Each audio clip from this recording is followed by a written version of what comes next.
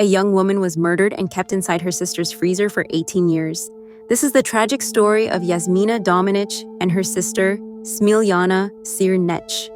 Our story begins with Jasmina Dominić, born on September 5, 1977, in the quiet village of Palavec, Croatia. She grew up alongside her older sister, Smiljana. Croatia was in turmoil. The Croatian War of Independence was raging in the early 90s, and the family dynamics were complicated. Their mom had gone to Germany to work and wasn't around much, and their father was working off and on jobs in Slovenia. As their parents weren't around much, the sisters practically raised themselves. But as they grew older, their paths began to diverge. Jasmina was the golden girl. She was smart, driven, and always top of her class. After high school, she packed up her bags and moved to Zagreb, Croatia's capital, and pursued a higher education in economics. Smiljana, on the other hand, had a bit of rougher path. She didn't pursue higher education and started working as a waitress. Somewhere along the way, Smiljana developed a pretty serious gambling habit, and most of her paycheck went to slot machines and bets instead of bills.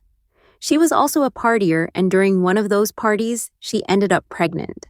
Smiljana was telling everyone that the father was the most handsome man in the village. The most handsome man got the wind of this and was like, no, absolutely not.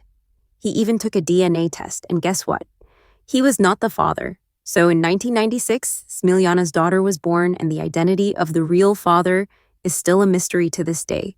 Jasmina absolutely adored her niece and spent time caring for her when she was home from university.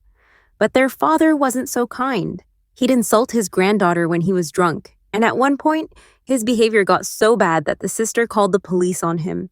Fast forward to around 1998 to 1999, and Jasmina had pretty much stopped coming home as often.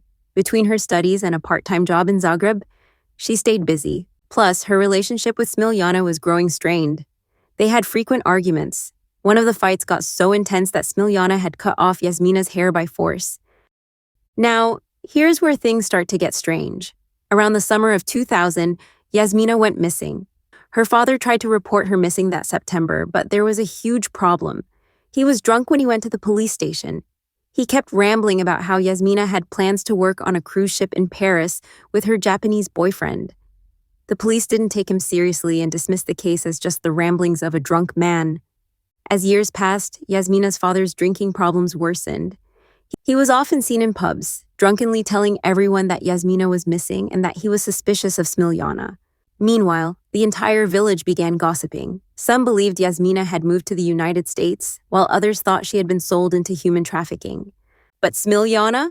She brushed it all off, insisting that Jasmina was doing just fine, living abroad, and that people shouldn't listen to her drunk father. 5 years later, in 2005, the family realized Jasmina's father had botched the missing person report, leading to no police investigation. They immediately urged Jasmina's mother to return to Croatia and file another missing person report. She did just that. This time, the police took it more seriously and began investigating. But there were little to no leads. Most of Jasmina's acquaintances couldn't recall the last time they saw her, and the family home was thoroughly searched, but nothing was found. So, the case went cold, but Smiljana's behavior over the years? Yeah, it started to raise some eyebrows. Fast forward to 2014, and here's where it gets interesting. Smiljana came up with this elaborate story about how 3 men supposedly attacked her and stole her earrings, plus 500 euros that her mom had sent all the way from overseas. Now, of course, the police looked into it, but guess what? They quickly figured out that she was lying. Turns out, Smiljana had actually blown all of her mom's money on gambling, and she invented this whole robbery story to cover her tracks. And she ended up serving a little prison time for filing a false report. Okay, so let's fast forward to 2019. The village faced a power outage. Smiljana's eldest daughter and her boyfriend decided it was the perfect time to do some cleaning and renovating. As they were going through the house, they stumbled upon a chest freezer that Smiljana had always been super protective of. With no power, the freezer started to smell pretty bad. And since Smiljana wasn't home, they thought, why not? Let's open this forbidden thing. But when they tried to lift the lid, they realized it was completely glued shut. So they grabbed a knife and started cutting through that sticky mess. Finally, they pried it open, and bam! An awful stench hit them right in the face. At first, they thought it was just some rotting food. But the next day, February 16th, They decided to keep going while Smiljana was asleep in another part of the house. That's when they found a large bag wrapped in cellophane. They cut it open, and to their horror, they found the knee of a woman. The couple freaked out and immediately called the police. When the police showed up, they went straight to the freezer. The floor around it was a chaotic mess, covered in bags of frozen peas, vegetables, fish, carrots, and fruits, stuff the couple had pulled out while cleaning. But then the officers noticed something odd. The dates on the food packaging were all from June 1st to June 9th, 2000. So that meant the body had been in the sealed freezer for a staggering 19 years. Then the police carefully removed the body from the freezer. As they cut open the bag wrapped in cellophane, they made a chilling discovery: the body of a woman curled up in a fetal position. The upper body was wrapped in this floral patterned duvet, and her head was covered with a nylon bag tied around her neck with a nylon stocking.